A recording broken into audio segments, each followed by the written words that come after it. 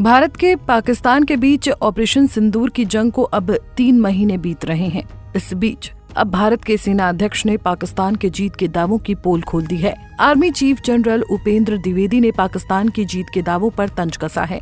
पाकिस्तान ने ऑपरेशन सिंदूर के बाद जीत के दावे किए थे, जिसके लिए उनकी आर्मी जश्न मना रही थी। इन दावों पर आर्मी चीफ का मजाकिया अंदाज पाकिस्तान के जीत के दावों को पूरी तरह एक्सपोज करता है।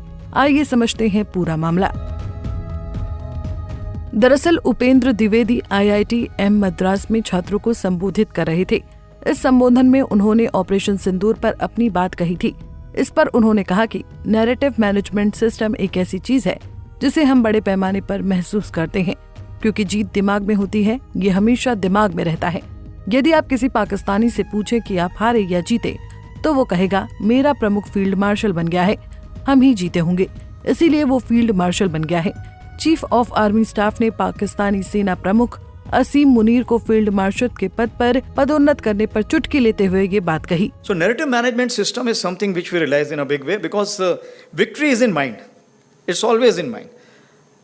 If you ask to a Pakistani whether you lost or won, you say my chief has become field marshal. We must have won only. That's why he's become field marshal. so what I'm saying that this is how you can influence the population. So it is the domestic population, it is the adversaries population, and it is the neutral population. बता दें कि general Dwivedi ने IITM के संकाय और छात्रों को ये भी बताया कि कैसे खुफिया जानकारी पर आधारित इस अभियान ने एक सैद्धांतिक बदलाव को चिन्हित किया। उन्होंने सैन्य अभियान की तुलना शतरंज के खेल से की, जहां दुश्मन की अगली चाल का अंदाजा नहीं लगाया जा सकता था। सेना प्रमुख ने उपस्थित लोगों को बताया, ऑपरेशन सिंदूर में हमने शतरंज खेला, हमें नहीं पता था कि दुश्मन की अगली चाल क्या होगी और हम क्या करने वाले हैं। इसे ग्रे जोन कहा जाता है। ग्रे जोन का मतलब होता है कि हम पारंपरिक ऑपरेशन नहीं कर रहे हैं, हम जो कर रहे हैं वो पारंपरिक ऑपरेशन से थोड़ा कम है। हम शतरंज की चालें चल रहे थे और वो दुश्मन भी शतरंज की चालें चल रहा था। कहीं हम उन्हें शह और मात दे रहे थे, तो कहीं हम अपनी जान गंवाने के जोखिम पर भी हार मान रहे थे, लेकिन यही तो जिंदगी है।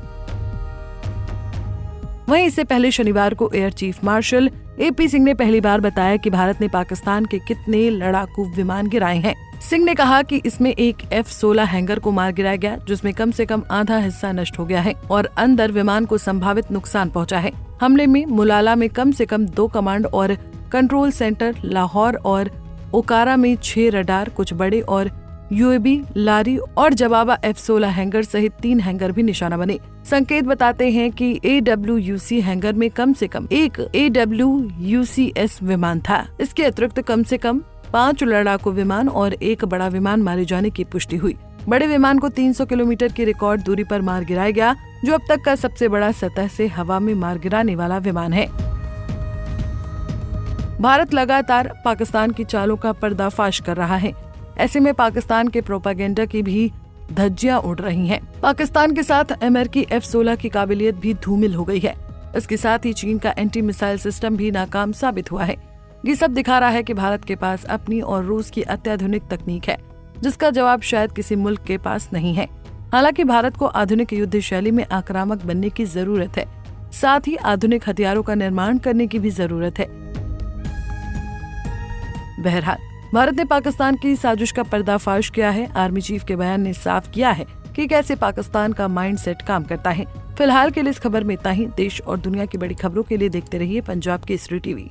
हमसे जुड़े रहने के लिए हमारे YouTube चैनल को सब्सक्राइब करें और नई वीडियो की नोटिफिकेशन के लिए बेल आइकॉन को दबाएं।